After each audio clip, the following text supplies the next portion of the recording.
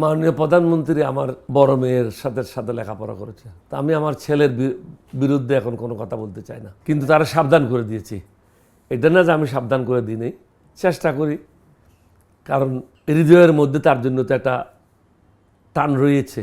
কারণ শহীদ রাষ্ট্রপতি জিয়াউর রহমানের যখন মৃত্যু হয়, শাহাদত বরণ করেন, ওই জানা যায় কিন্তু আমি তারেক রহমানকে ডান দিকে এরকম ধরে, আরাফাত রহমান কোকোকে বাম দিকে ধরে দুজনকে নিয়ে জানা যায় গেছিলাম, বুকের মধ্যে নিয়ে। ওখান থেকে যখন দাফন হয় ওখানেই ছিলাম। তারপর এসে বেগম জিয়াকে হস্তান্তর করলাম।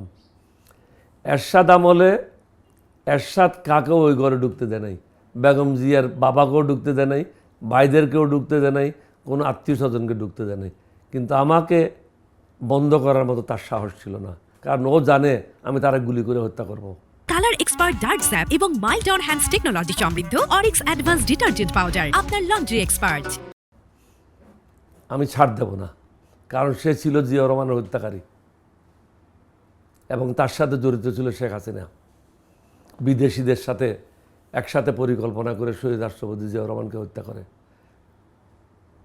তো সুতরাং তারেক রহমান হোক, তার পরিবারের কেউ হোক, আমার মনের অভ্যন্তরে তাদের জন্য তো একটা দুর্বলতা কাজ করছে, না করতেছে না। আপনি আমার জায়গায় থাকলে আপনার কাজ করতো না? তা আমি চাই সে সফল হোক, একটা নিয়মতান্ত্রিকভাবে দেশটা চালাক।